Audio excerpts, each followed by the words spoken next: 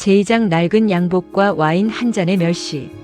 가장 기쁜 날이 가장 비참한 날이 될 수 있다는 것, 경험해보지 않은 사람은 모릅니다. 자식의 상견례 날.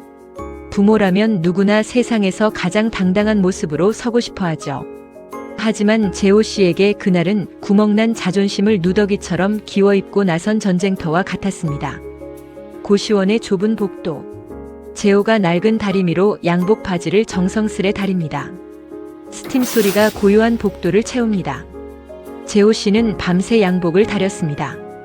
어깨에 쌓인 먼지를 털어내고 무너진 칼주름을 세우며 혼잣말을 중얼거렸죠. 아버지가 죽지 않았다. 아직 건재하다. 억지로 스스로를 속이며 말입니다. 하지만 거울 속에 비친 모습은 퀭한 눈동자와 야윈 목을 가진 낯선 노인이었습니다. 낡아서 광택이 죽은 구두를 침을 묻혀가며 닦고 또 닦았습니다. 아들의 앞날에 흠집이라도 낼까봐 재호 씨는 그 어느 때보다 간절했습니다. 강남의 최고급 일식집. 은은한 조명과 대리석 바닥이 눈부십니다. 상견례 장소는 강남의 유명한 일식집이었습니다. 문을 여는 순간 공기부터 달랐습니다. 상대 측은 강남에서 대형 외제차 전시장을 운영한다는 화려한 집안이었죠. 안사돈이 될 여자는 화사한 실크 블라우스에 굵은 진주 목걸이를 하고 앉아 있었습니다.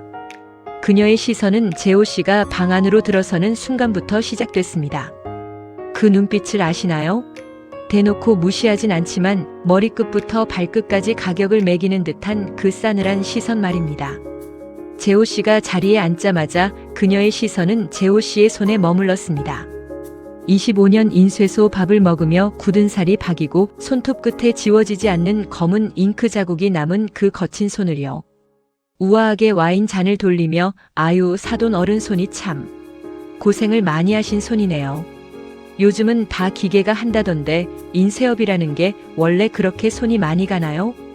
재호 손을 식탁 아래로 감추며 아 예. 아무래도 정밀한 작업은 사람 손을 좀 타야 제맛이 나서요. 그래요? 근데 요즘 애들은 다 스마트폰으로 보고 종이는 쳐다도 안 보잖아요.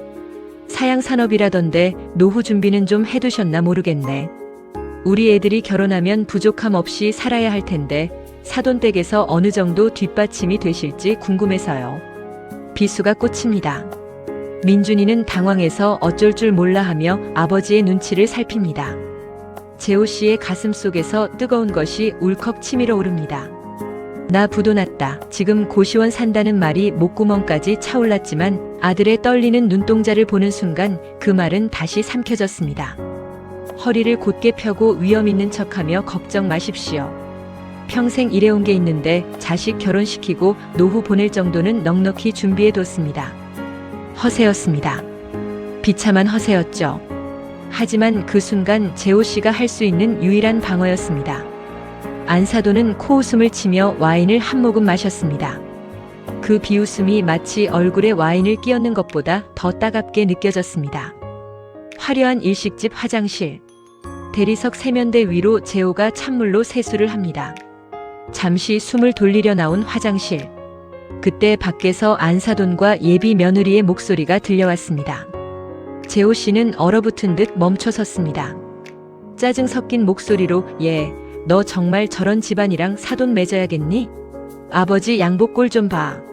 10년은 된 것 같더라. 인쇄소 사장이라더니 구두 밑창 다른 거 못 봤어?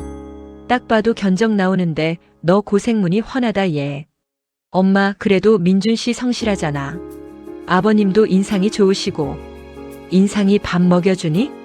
돈 없으면 자존심이라도 없어야지. 아까 큰 소리 치는 거 봤지?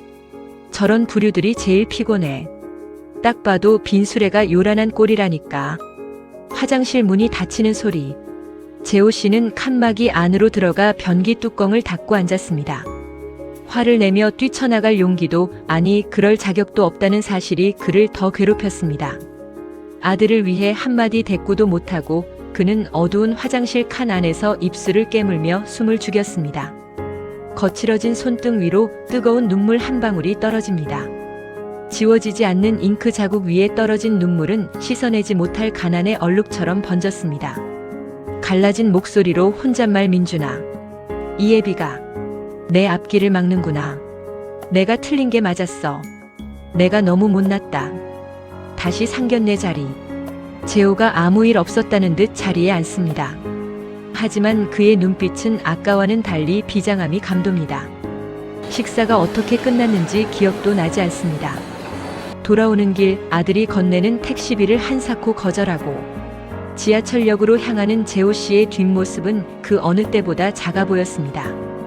하지만 그날 밤 고시원의 차가운 침대에 누운 재호 씨의 머릿속엔 오직 한 가지 생각뿐이었습니다. 다시 일어서야 한다. 내 자존심이 아니라 내 아들의 이름을 위해서. 다음 날 아침 재호 씨는 성수동의 낡은 골목을 헤매기 시작했습니다. 그리고 그곳에서 그의 인생을 바꿀 뜻밖의 풍경을 마주하게 됩니다. 과연 실패한 인쇄공 박재호는 무너진 성벽 위에서 다시 꽃을 피울 수 있을까요? 다음 챕터 예고. 아버지가 하던 건 쓰레기가 아니었어요. 예술이었지. 성수동의 화려한 카페 거리에서 마주한 낡은 인쇄기들. 젊은이들이 열광하는 아날로그 감성 속에서 재호 씨는 새로운 기회를 발견합니다. 그리고 5년 만에 아들에게 보내는 눈물의 문자 메시지. 아들아, 아버지가 틀렸다.